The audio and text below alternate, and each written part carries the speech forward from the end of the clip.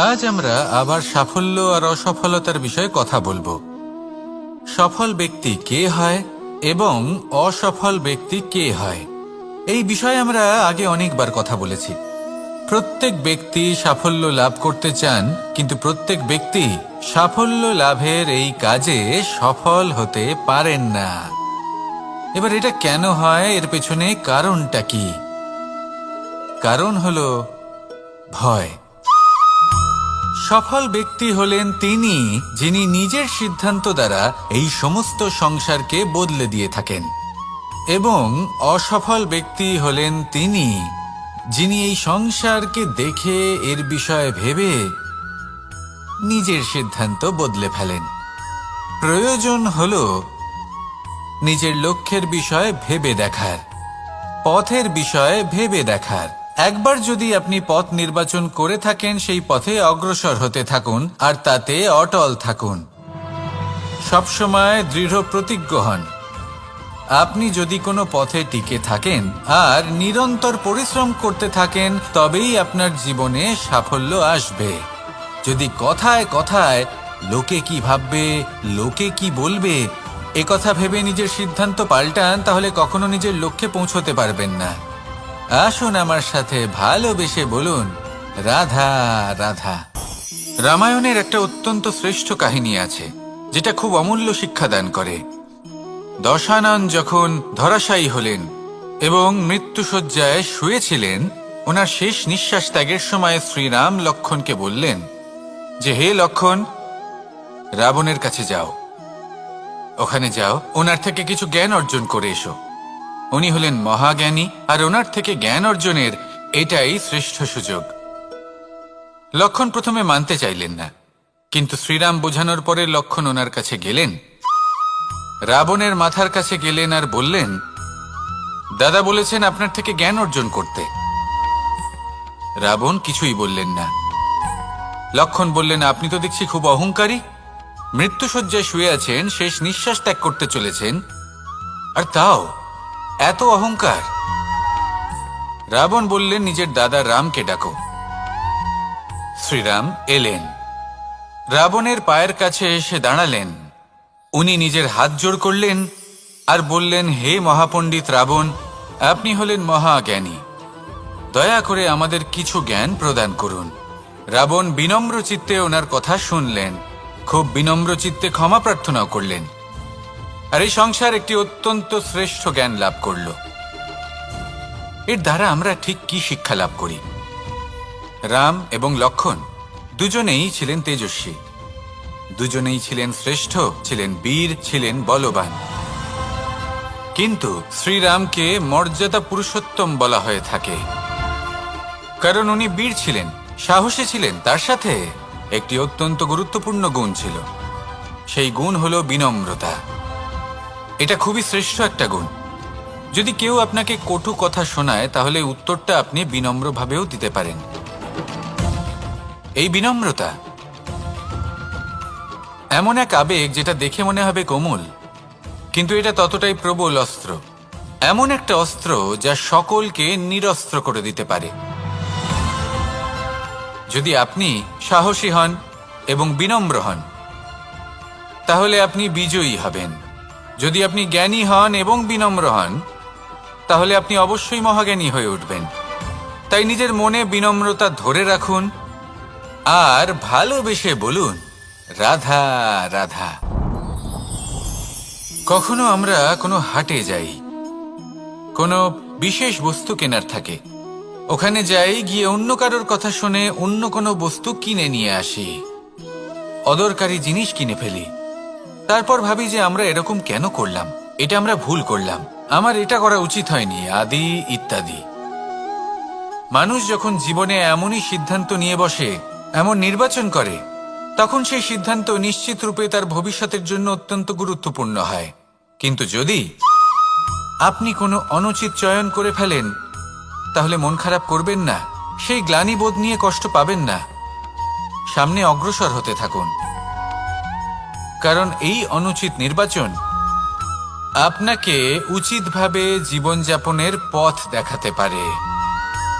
এবার যদি আমি আপনাকে বলি যে আপনি আগুনে হাত দিন, সেটা কি আপনি করবেন?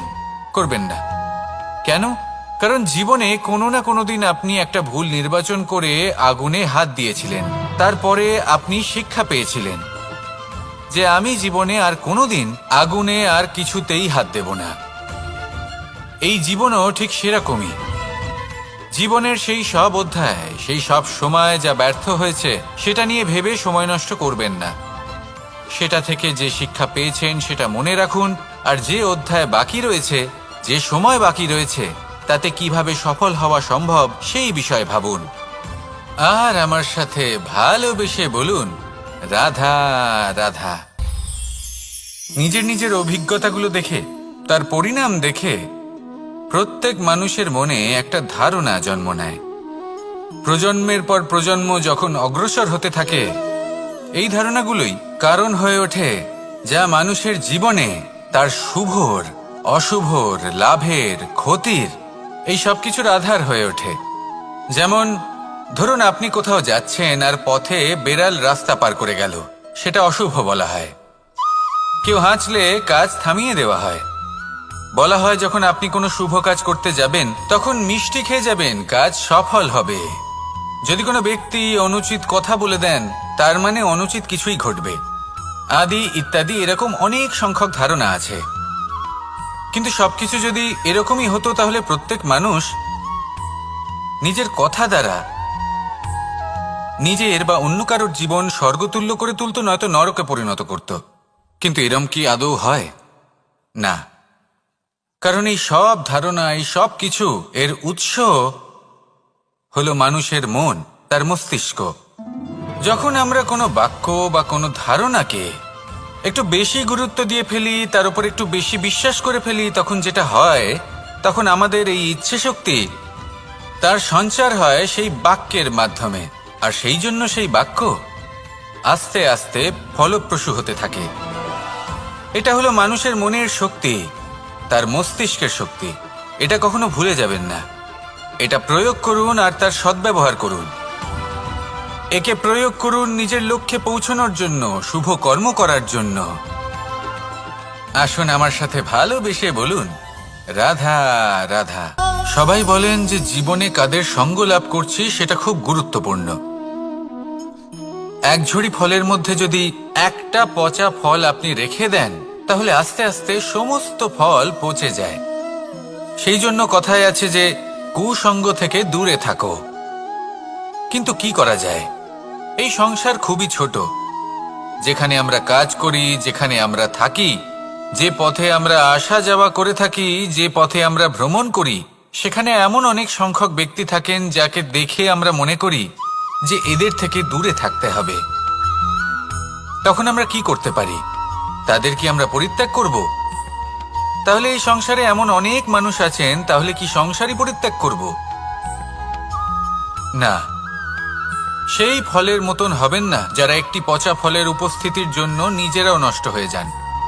বরং হয়ে উঠুন চন্দন বৃক্ষের মতন, যেটা আসলে সাপেদের বাসস্থান, যেখানে অনেক সংখ্যক অত্যন্ত ভয়ানক বিষধর সাপ থাকে।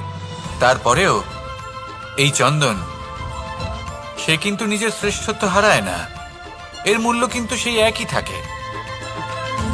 মনে রাখবেন, এই সংসারে নিজের সঙ্গ বদলানোর পূর্বে নিজেকে বদলান। নিজেকে কিছুটা এমন ভাবে গড়ে তুলুন যে কেউ আসুক না কেন, সে যেন আপনাকে বিভ্রান্ত বা দূষিত না করতে পারে। আসুন আমার সাথে ভালোবেসে বলুন, রাধা রাধা। এই সংসারে প্রত্যেকটা জিনিসের নিজস্ব একটা বিশেষত্ব আছে, আর তার বিশেষত্বর জন্যই তাকে বিশেষ গুরুত্ব দেওয়া হয়। যদি কথা বলি অস্ত্রের, যেমন তরোয়াল। তরোয়াল নির্মাণ করা হয়েছে রক্ষার জন্য। কত তাড়াতাড়ি সে সামনে উপস্থিত শত্রুকে নিধন করতে পারে। এবার এই তরোয়ালের কোন গুণটা দেখা প্রয়োজন? সেটার ধার।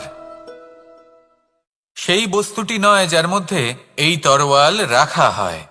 সেইভাবেই যদি আমি কথা বলি বাণের, তাহলে এটা প্রয়োজনীয় নয় যে সেই বাণ কতটা তীক্ষ্ণ, কতটা বলশালী। এটা দেখা প্রয়োজন যে তার আকারটা কেমন।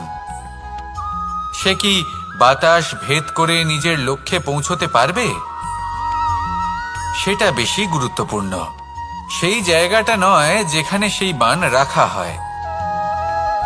ঠিক সেইভাবে যদি আপনি কোনো মানুষেরই মূল্য বুঝতে চান, তাকে পরখ করে দেখতে চান, তাহলে তার জাতি, তার ধর্ম, তার রূপ, তার আকার, সেগুলো দেখে তাকে পরখ করতে চেষ্টা করবেন না। তাকে পরখ এই সব কিছুর ভিত্তিতে করবেন না। তার স্বভাবটা দেখুন, তার গুণ দেখুন, তার প্রতিভা দেখুন, তার কর্ম দেখুন, কারণ এটাই সেই ব্যক্তির আসল পরিচয়। এটাই হলো তার অস্তিত্ব। যখনই আপনি কোনো নর্তককে শ্রেষ্ঠ নৃত্য প্রদর্শন করতে দেখেন, তখন আপনি কিন্তু এটা ভাবেন না যে সে কোথা থেকে এসেছে, সে কি খায়, ওর বন্ধু বান্ধব কারা। আপনি তার নৃত্য দেখেন, ওর শিল্প দেখেন, সেটারই প্রশংসা করেন, সেটাকেই সম্মান করেন। সেইভাবেই সংসারে সকলকে সম্মান করুন। আর এই সম্মানের আধার হওয়া উচিত তার গুণ, তার স্বভাব, তার কর্ম, তার রূপ আর তার বেশভূষা নয়। আসুন আমার সাথে ভালোবেসে বলুন, রাধা রাধা। এই সংসার বলে যে কৃষ্ণ হলো মহাযোগী।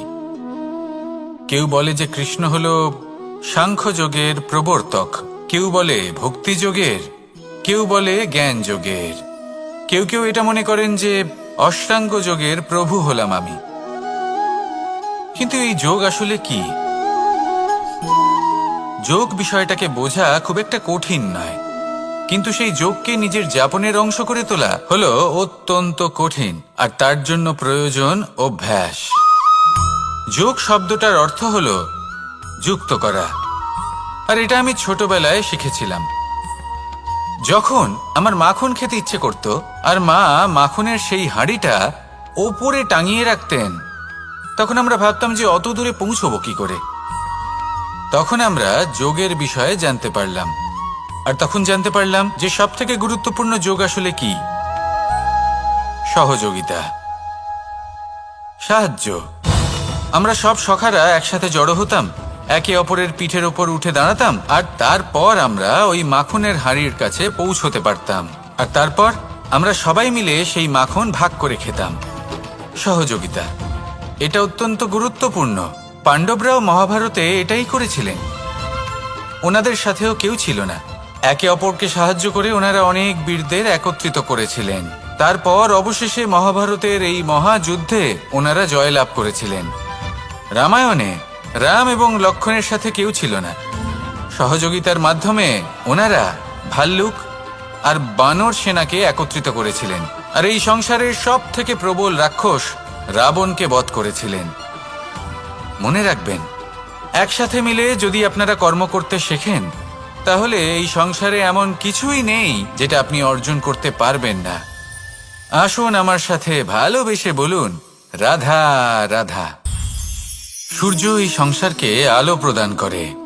সূর্যের মনে যদি নিজের তেজের জন্য অহংকার জন্ম নেয়, তখন তার অহংকার ভঙ্গ করে মেঘ। সূর্যের আলো পূর্ণরূপে ঢেকে দেয়। মেঘের মনে যদি নিজের গতি নিয়ে অহংবোধ জন্ম নেয়, তাহলে মেঘের অহংকার ভঙ্গ করে পর্বত। মেঘের গতি অবরুদ্ধ করে দেয়। এবার যদি পর্বত নিজের নিশ্চলতা নিয়ে অহংকার করে, তাহলে সেই অহংবোধ ভঙ্গ করে একটি মূষক। সেই বিশাল পর্বতে একটি ছিদ্র করে দেয়। এবার যদি মূষকের নিজের মনে অহংবোধ জন্ম নেয়, তাহলে জল তার অভিমান ভঙ্গ করে, সেই ছিদ্র দিয়ে প্রবেশ করে। আর যদি জলের মনে অহংবোধ জন্ম নেয়, তখন মানুষ বাঁধ নির্মাণ করে তার গতিপথ রুদ্ধ করে, জলের অহংকার ভঙ্গ করে। আর যদি মানুষের মনে অহংকার জন্ম নেয়, তখন সূর্য নিজের তাপ দ্বারা মানুষের অহংকার ভঙ্গ করে। এই সংসারে অহংকার প্রদর্শন করার কোনো প্রয়োজন নেই। আমাদের সবার মধ্যেই কিছু বিশেষ গুণ আছে, আর সবার মধ্যে কোনো না কোনো দোষও আছে। এই প্রকৃতি আমাদের কি শিক্ষা দেয়? কেউ একে অপরের সাথে লড়াই করে না, একে অপরের জন্য বাধা সৃষ্টি করে না, শুধু নিজের কর্ম করে। সূর্য নিজের প্রকাশ দ্বারা বনস্পতি এবং গাছপালাকে জন্ম দেয়। মেঘ বর্ষা সৃষ্টি করে লুপ্ত হয়ে যায়, আবার নির্মিত হয়। পর্বতের সেই নিশ্চলতা সেই বর্ষাকে একটা দিশা প্রদান করে, আর তারপরে তা ধারা হয়ে প্রবাহিত হয়ে যায়। এইসব কি? এইসব একটা সম্পর্ক, একটা চক্রের মতো। সবাই একসাথে নিজের কর্ম করে, তাই এই চক্র আবর্তিত হয়। এটা আমাদেরও করতে হবে, একসাথে মিলে কাজ করতে হবে। কারোর জন্য বাধা হয়ে উঠলে হবে না, কাউকে ছোট মনে করলে হবে না। এটাই করতে থাকুন, সবাই মিলেমিশে কর্ম করুন। প্রকৃতি আমাদের এই শিক্ষাই দেয়। আসুন আমার সাথে ভালোবেসে বলুন, রাধা রাধা। একটি সোনার মুদ্রা নিন, সেটা জলে ফেলে দিন, তারপর তুলে নিন। সেটা মাটিতে ফেলে দিন, আবার তুলে নিন, কাদায় ফেলে দিন, আবার তুলে নিয়ে হাতুড়ি দিয়ে তার উপর প্রহার করুন। তারপরেও সেই সোনার মুদ্রার মূল্য সেটাই থাকে যা আগে ছিল, তাই না? এটা হলো উদাহরণ সংসারের সেই প্রত্যেকটা জীবের জন্য, প্রত্যেকটা মানুষের জন্য। কখনো কখনো জীবনে সাফল্যের বদলে আমরা বিফলতা পাই। যতটা আশা করেছিলাম ততটা শ্রেষ্ঠ কর্ম করতে পারি না। কখনো বা আমরা ভুল করে ফেলি, কখনো আমরা অনুচিত কর্ম করে ফেলি, কখনো সংসার আমাদের বুঝতে পারে না। তার পরিণামস্বরূপ এই সংসার আমাদের নিন্দা করে, আমাদের উপেক্ষা করে, আমাদের বিষয়ে কটু কথা বলে, কখনো সামনাসামনি বা কখনো পেছনে। সংসার এমন একটা আচরণ করে যেন আমাদের সাথে কথা বলাটাই একটা বিশাল অপরাধ। এবার সেক্ষেত্রে কি করা উচিত? মনকে শান্ত করা উচিত। বেশিরভাগ ক্ষেত্রেই এমন সময় মানুষ এটা ভেবে বসে যে তার জীবনের কোনো মূল্যই নেই। তার মনে হয় যে সে এই সংসারে শুধু একটা বোঝার সমান। সে নিজেকে ঘৃণা করতে থাকে, ওর মনে হয় যে তার জীবন শূন্য। কিন্তু তা নয়। আপনি সোনার মুদ্রার মতো, যদি আপনার মধ্যে সেই গুণ থাকে, আপনি শ্রেষ্ঠ কর্ম করেন, আপনার মধ্যে সেই বিদ্যা থাকে, আপনি নিরন্তর প্রয়াস করেন, সৎকর্মের পথে এগোতে থাকেন, তাহলে আপনার নিজের যে মূল্য তৈরি হয় সেটা কোনো পরিস্থিতিতে কোনো ব্যক্তি আপনার থেকে কেড়ে নিতে পারবে না। শুধু নিজে ভেঙে পড়বেন না, এটা ভাবুন যে সম্মান আপনি হারিয়েছেন সেটা আপনি কিভাবে ফিরে পেতে পারেন, তার জন্য কি করতে হবে। যে ধন আপনি হারিয়েছেন সেটা পেতে হবে কিভাবে, তার জন্য কি কি করতে হবে। শান্ত মনে সবটা ভেবে দেখুন, সিদ্ধান্ত নিন এবং অগ্রসর হন। আপনি এই সংসারের কাছে তেমনই হয়ে উঠবেন যেমন আপনার কর্ম হবে। যদি তা শ্রেষ্ঠ হয় সবাই তাই ভাববে। আসুন আমার সাথে ভালোবেসে বলুন, রাধা রাধা। মানুষ যখনই কোনো পর্বতারোহণ করতে শুরু করে তখন সে বারবার পড়ে যায়, বারবার উঠে দাঁড়ায়, সামনে এগোতে চেষ্টা করে। কিন্তু যদি সে দৃঢ় নিশ্চয় করে থাকে তাহলে সে অবশেষে সেই পর্বতের শিখরে পৌঁছেই যায়। চলার পথে যদি বড় কোনো পাথর চলে আসে বা পর্বতের কোনো বড় অংশ সামনে আসে তাহলে সে তার সাথে ধাক্কা খায় না, সে পথ বদলে নেয়। কিন্তু বাধা তাকে সবসময় পেতেই হয়, আর সেই বাধা সে পায় ছোট ছোট পাথরের দ্বারা। তাদের উপর পা পড়লে তার পা পিছলে যায় আর সে পড়ে যায়। এই ছোট ছোট পাথর হলো আমাদের জীবনের সেই ছোট ছোট সমস্যা, সেই ছোট ছোট ভুলগুলো যেগুলো আমরা অবজ্ঞা করতে থাকি। আমরা ভাবি এর দ্বারা কি বা ক্ষতি হবে, কিন্তু সেগুলোই অনেক সময় আমাদের অসফলতার কারণ হয়ে দাঁড়ায়। যত তাড়াতাড়ি সম্ভব এই ছোট ছোট পাথরগুলিকে জীবন থেকে তুলে ফেলে দিন। ভুল হওয়াটা স্বাভাবিক, কিন্তু তার মানে এই নয় যে বারবার সেই ভুলের পুনরাবৃত্তি ঘটবে। ভুলটা বুঝুন, সেটা স্বীকার করুন আর সেটা শুধরে নিন। যখন আপনি এটা করতে শিখবেন তখনই খুব তাড়াতাড়ি আপনি সেই শিখরে পৌঁছতে পারবেন। আর যখন পৌঁছে যাবেন তখন এই মন প্রসন্ন হয়ে বলবে, রাধা রাধা। আপনি কখনো পলাশ ফুল দেখেছেন? কি সুন্দর দেখতে, লাল রক্তবর্ণ, উজ্জ্বল, কিন্তু এতে কোনো সুগন্ধ নেই। সেই জন্য ওকে শুধু চোখ ভরে দেখতে ইচ্ছে করে। দেখবেন তাকে কিন্তু পুজোতে ব্যবহার করা হয় না, এই ফুল দিয়ে মালা বানানো হয় না। সেরকমই আমাদের জীবনেও এমন অনেক ব্যক্তি রয়েছেন যাদেরকে সম্মান অর্জন করতে হয়। যদি আপনি কোনো উচ্চ বংশে জন্ম নিয়ে থাকেন এবং আপনার কাছে সবকিছু থাকে, ধন ঐশ্বর্য থাকে, সবকিছু আপনি আগে থেকেই পেয়ে গেছেন, তাও কিন্তু এই সংসার আপনাকে সম্মান দেবে না। ততক্ষণ পর্যন্ত দেবে না যতক্ষণ না আপনি নিজের অন্তরে গুণ জাগ্রত করছেন, শ্রেষ্ঠ কর্ম করছেন, নিজের অন্তরে ইতিবাচক মনোভাবের এই সুবাস জাগ্রত করছেন। যদি এসব কিছু করেন তাহলেই এই সংসার আপনাকে সম্মান দেবে। এবার এটা আপনার ওপরে নির্ভরশীল যে আপনি কি পলাশ